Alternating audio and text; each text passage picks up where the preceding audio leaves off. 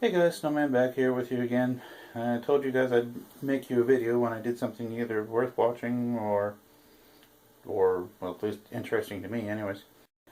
We're going to take this big old pine log that I have here and take some of the bark off that has naturally dried and pulled away from the wood. And I'm going to, as usual, because I can't think of anything else to do, try and make some pine bark, yeah, knife handles, these things. So, we'll see how it works. They're probably going to irritate my skin like crazy, but I figure if I can seal the bark and not make it too horribly shiny, it shouldn't be too bad. So, I'm going to get and bust out the Dremel. Yeah. Yes, I actually have a Dremel now. And take this big ugly saw blade that I got over at Harbor Freight. See if I can slice off a good section of that bark to shape into a handle. Alright guys? Obviously this is going to be a little bit loud, so I'll probably drop the sound down and put some music over it or something. I don't know. I need to just hack out a piece big enough to make a pair of handles out of. And I'm trying to find some bark that is fairly flat to make the handles out of, but also has a good pattern on it. Yes, trying to find flat bark on a round log is kind of laughable if you think about it. And trying to find some that isn't all hacked pieces at the end here. I figure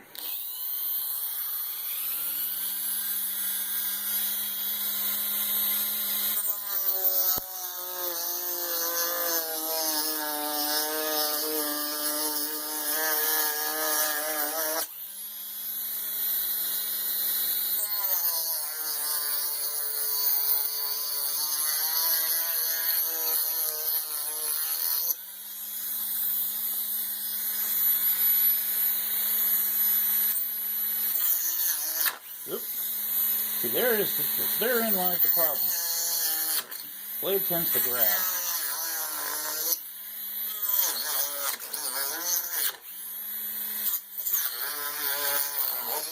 So I hope I've gotten deep enough for this to come off in relatively one piece. Let's see how it works. Ooh, there. Yay! Oh, that actually worked. Unfortunately, the backside of this bark is a lot more broken than I thought it was, so I'm going to have to pick and choose where I take my handles out of it. But not too bad. I mean, if this doesn't work, I can always cut off another piece to make the handles out of. Okay. Well, looks like I got two pieces big enough out of what I cut off that'll be perfectly fine for shaping the handles out of. Now, there isn't going to be a lot of contouring done to this. It's pretty much going to be wrap it in masking tape, sketch out the pattern for the handle, and then just cut it out on the scroll saw. Now, I'm noticing that this bark is very fibrous, almost like a cloth when you pull it apart. So what I'm going to end up doing is figuring out how to deal with that and not have a pair of handles with shredded edges because of the scroll saw. So we'll see what happens. Bark looks to be a little over 1/4 inch thick, which is perfect for the handles that I make. The only thing I'm going to have to do is I'm going to have to thin down one end on one of the handles where the belt clip goes through. Other than that, it should be fine.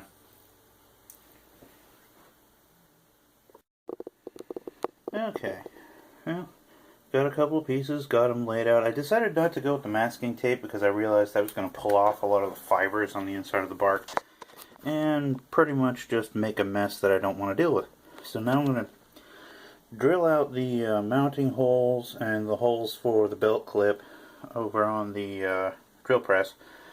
I'm going to have to be real careful because this isn't actually wood. This is a very fibrous bark, and as you can see, It's really, really soft on the underside. So what I'm going to have to do is, yeah, caution, finesse, whatever the hell you want to call it. That's what I'm going to have to do. So no problem there. I'll get it drilled out and get it over on the scroll saw. And yeah, get them cut out. Okay, been working on cutting out the handles. I haven't drilled the holes yet.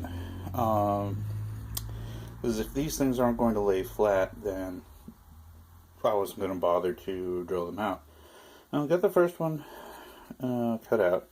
So now I have a roughly knife handle shaped piece of bark. So what I'm going to end up having to do on this one, because it has the 2 holes for the belt clip, I'm going to have to thin it down on this end, which will remove the bark. But as you can see, it's fairly damaged on that end of the wood anyways, so no big deal there. What I think I'm going to do is I'm going to thin it down on this end and on this end here, and just leave the bark in the center, because it'll have a nice rustic look to it. We'll see. But need to cut the other one out. So we move the camera around like I always do. There. Okay. Yeah, I haven't made a video in quite a few months, so yeah, I'm even less prepared than usual, which is kind of funny if you think about it. But anyway, since the wood is so soft, I'm running the saw fairly quickly. I have it set on 6 of 8 on the speed, and I'm using my usual 3R Pegasus blade, which is a reverse skip tooth blade. Seems to leave a very nice cut around the edge, and I'm noticing cracks and flaws that I couldn't see before. So I'm fairly certain that the clear coat will seal those pretty well, because they're minor surface cracks. There's nothing like a major flaw running through the wood or anything like that.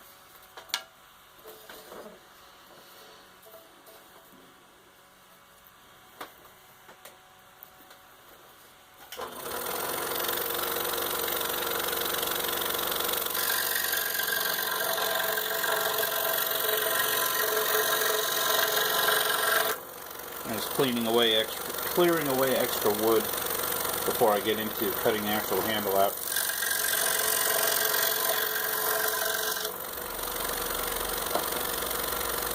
Now this piece has a lot more of a curve than this one did, so let's see what happens.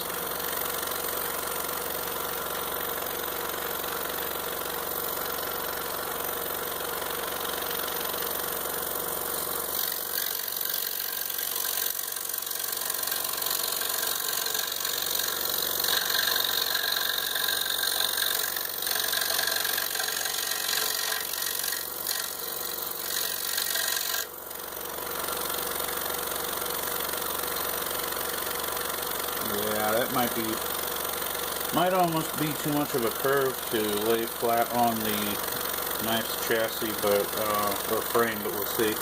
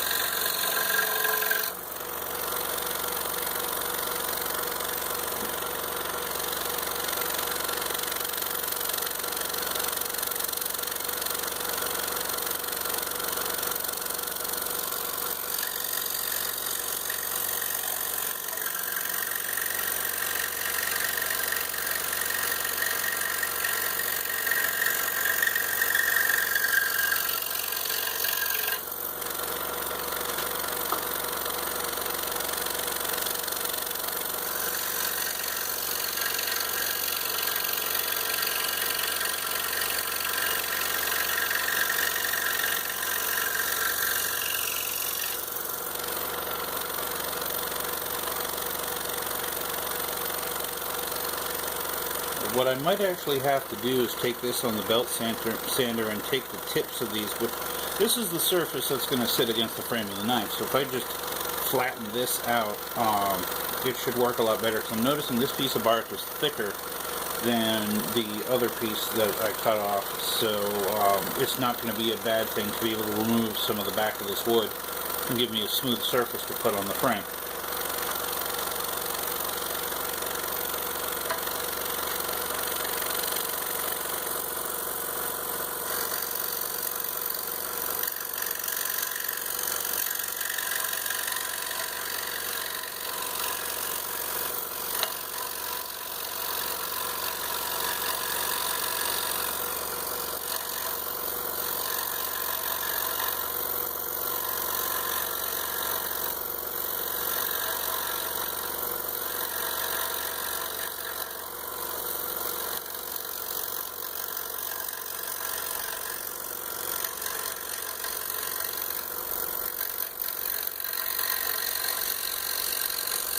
And you can see that the edge of it is shredding anyways, so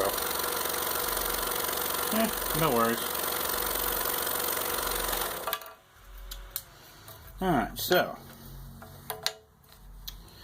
now we have the two roughly handle shaped pieces, so I'm going to drill those out and attack it with a Dremel.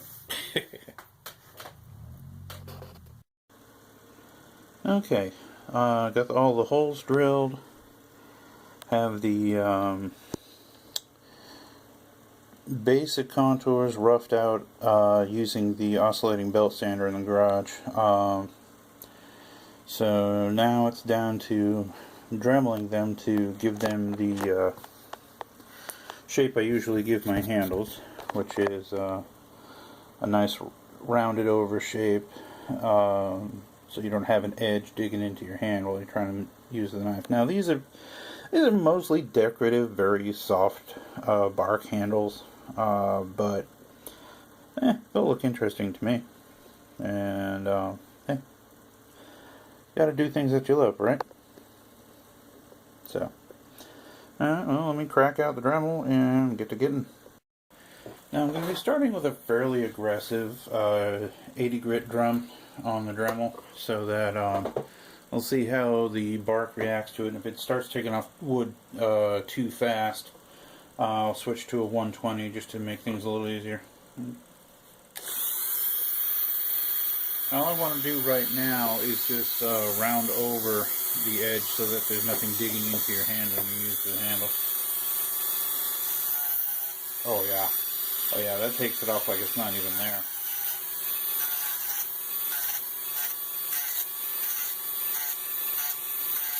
Alright, this is fine for the initial roughing out, but I'm going to have to switch to the 120.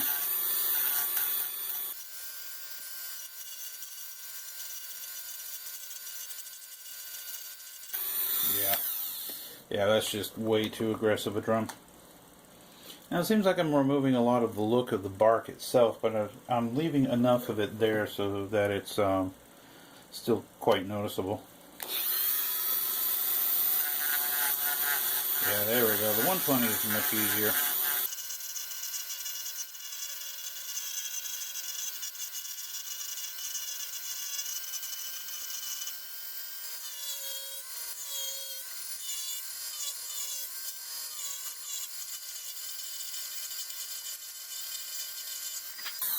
Now obviously as within any other project that I do, one, idiot, turn on the fan so you're not breathing sawdust. I'd wear a dust mask, and yes, I know people are going to tear me to pieces in the comments, but I'm claustrophobic. Anything over my mouth really messes with my claustrophobia. So I toyed with the idea of burning some runes into these handles, but Norse runes, that is. But I'm not entirely sure where I'd put them that they would show, unless they were extremely small. And at that point, it's kind of overkill for a handle this busy, anyways. Yes, my mess of work table with all these screws and everything everywhere because I've been taking apart old knives that I've found and working on handles for them as well. Found this nice little slip of 1/8 inch thick walnut that I've been holding on to. Has a nice blue grain going through the center of it, so when that gets hit with clear, that'll come out really nice. Alrighty, back to the noise. Got the fan going, and we're good.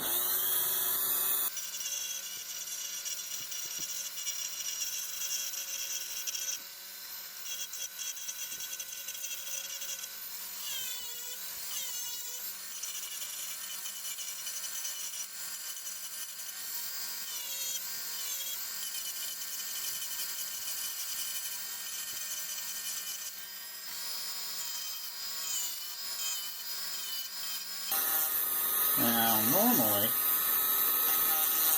and I think I might still go to it to clean it up.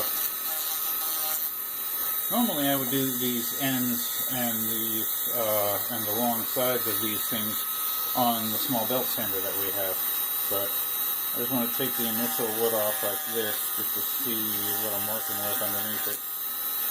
See if it's cracked anywhere. I haven't seen it yet.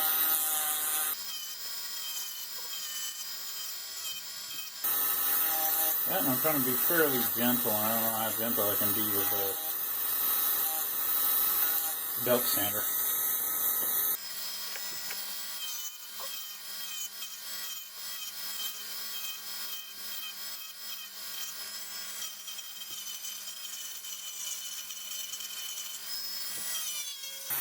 Now, there's a bit of a rub on this handle, and by that I mean this very thin wall where there's a deep crevice. Yeah, this very thin wall here where there's a deep crevice in the bark is going to make a bit of a sharp edge that I'm going to have to figure out what I want to do with. I think I might just take that wall down a little bit.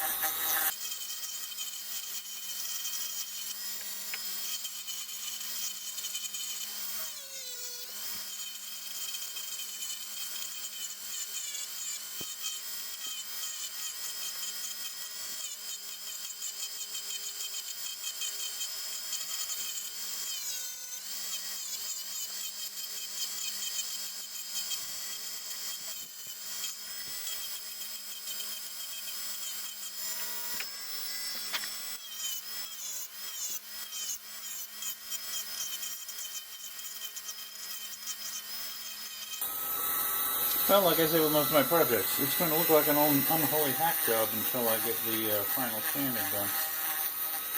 But with how fibrous this bark is, I don't know if hand sanding is really going to make that much of a difference.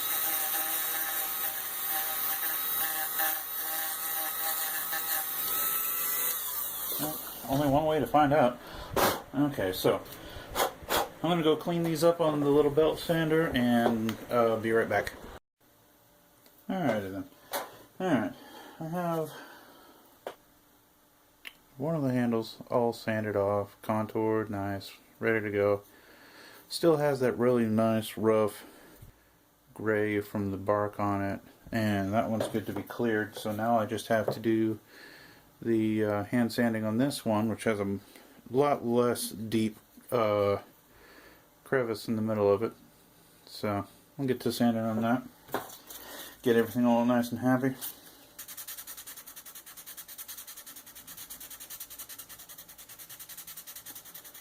And you see, keep seeing me rocking the piece back and forth. That's so I can get that nice round arc to where the fingers are going to go, so that it's more comfortable.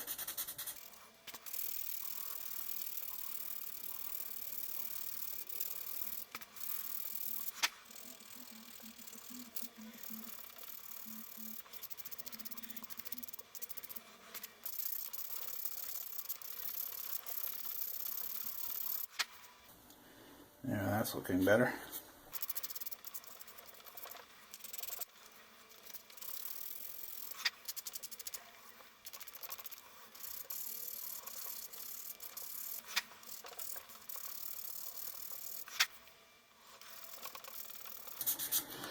Now the only thing I haven't done yet is I haven't countersunk the holes for the screw heads because I wanted to see how much material I had to remove before I did anything like that. Plus, countersinking these holes is going to be a bit of a pain in the butt because any drill I would use that's big enough to countersink the screw head might rip the hell out of these pieces of bark and just go right through it, so then I have way too big a hole to bolt them down. Toyed with the idea of just using a longer screw on these, but then that's going to look hideous as well. So another problem I'm running into is this on this particular handle, one of the crevices in the bark goes right across one of the mounting holes, so that's going to make it grab even more. But live and learn, right? Oh, I'm going to rip you off the camera stand again. So, we're getting there.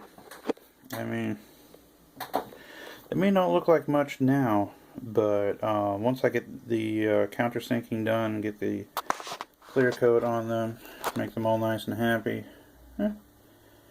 I think it'll look okay. It'll definitely darken the wood quite a bit, and you'll be able to see the layers of the bark that are those lighter lines come through a lot better. So, alright guys, and get back on the drill press and be right back. Well, the countersinking didn't go too badly. I have a little bit of fraying around one of the screw holes, but other than that, not too bad. Luckily I actually got the holes in the right spot, so even the belt clip lined up properly. So that's all well and good. So now all I need to do is disassemble the knife, clean up whatever frayed edges I can, and get to clearing these. Alright.